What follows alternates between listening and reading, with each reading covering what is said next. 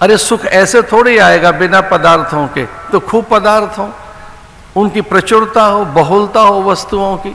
अरे सामान्य वस्तुओं से सुख थोड़ी आता है, वो बहुत महंगी हो, दुर्लभ हो, तो उनका संग्रह हो, संचय हो। अब उतने सुख के लिए हम सुख को भी बड़ा करते जाते हैं। ये तो सामान्य व्यक्तियों के पास वस्तुएं, मेरी वस्तुएं विलग हों, भिन्न हों, थोड़ी सी अलग हों, वो चमत्कृत करें, विस्मित करें, उनमें कुतूहल हो, उनमें असामान्यता हो, उनमें दुर्लभता हो, उनमें विचित्रता हो। एक्सक्लूसिव होनी चाहिए, नॉट इंक्लूसिव, एक्सक्लूसिव। ये तो सब पहनते हैं, मेरी चीज कुछ थोड़ी भिन्न हो। ऐसे वस्त्र तो सबके पास है, ये वाहन तो सबके पास है, ऐसे पदार्थ तो बहुत लोगों के पास है, मेरा थोड़ा भिन्न हो, वो विचित्र हो, अन्यथा मैं समृद्ध नहीं कहला सकता। संपन्नता के लिए मेरी संपन्नता मुझे भिन्न करे दूसरों से, ये तो सब ऐसा करते हैं, तो मैं अभिजात्य नहीं, मैं तो उतना अभिजात्य का हूं, I am not so elite. तो मुझे एलीट होने के लिए, एलिगेंसी के लिए, बहुत बड़ा दिखने के लिए ये सब चीजें नहीं, और बड़ी चीजें चाहिए, महंगी चाहिए। इन्हीं में से द्वेष निकल कर आता है, इन्हीं में से वैभिन्नता, इन्हीं से मतभेद निकल कर आते, इन्हीं में से असमानताएं निकल कर आती, इसी से वर्ग भेद निकल कर आता है, मतभेद निकल कर आता है, पंथ भेद निकल कर आता है। अरे वो पंथ कुछ नहीं है, हमारा पंथ अच्छा है, वो तो कुछ भी नहीं है। उनकी भाषा तो ऐसी ही है, हमारी भाषा अधिक श्रेष्ठ है। हमारा प्रदेश प्रांत, हमारा आहार विहार विचार, हमारी पर्व परंपराएं, उत्सव आयोजन भिन्न है भाई, हम थोड़े भिन्न हैं उनसे, हम कुछ अधिक श्रेष्ठ हैं। अब श्रेष्ठता से दंभ आता है, अभिमान आता है, द्वेष आता है, फिर संघर्ष आएगा, युद्ध आएगा।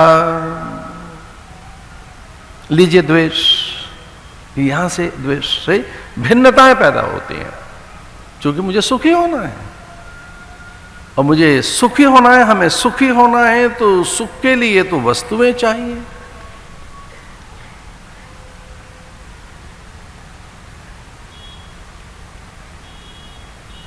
अद्वेष्टा सर्वभूतानां मैत्र करुण एव च। इसलिए सुधी जनों ने कहा मुदिता, मैत्री, करुणा, उपेक्षा, इन भावनाओं को सहेज के रखो, भावनाएं दूषित न हो जाए।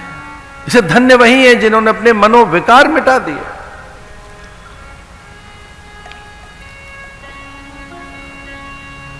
जिनका स्वयं पर नियंत्रण है, अपने लोभ पर, अपने मोह पर। मोह सकल व्याधिन कर मूला, अपने अज्ञान पर।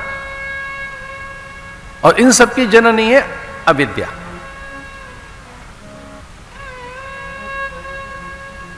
वो असत्य में सत्य भाषित करती है, अनित्य में नित्य को आरोपित करती है अविद्या।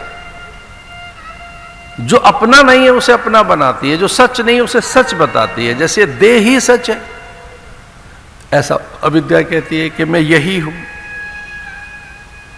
हमको इतना भ्रमित करके रखा अविद्या ने, माया ने, हमारे अज्ञान ने, हमारे प्रमाद ने, हमारी नासमझी ने, कि हम इसी को सच मानते रहते हैं, इसी को अपना आप मानते रहते हैं।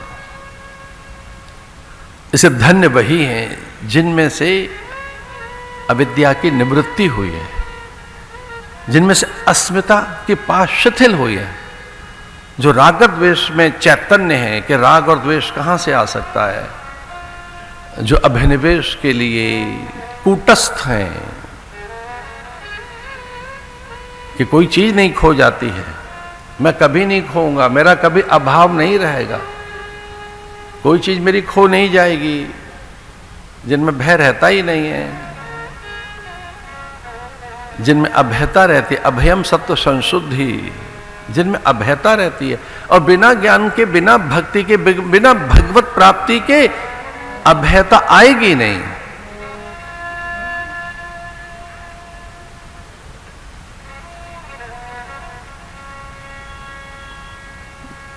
अगर वो मिल भी गए तो होगा क्या? अगर उनके दर्शन भी हो गए तो होगा क्या?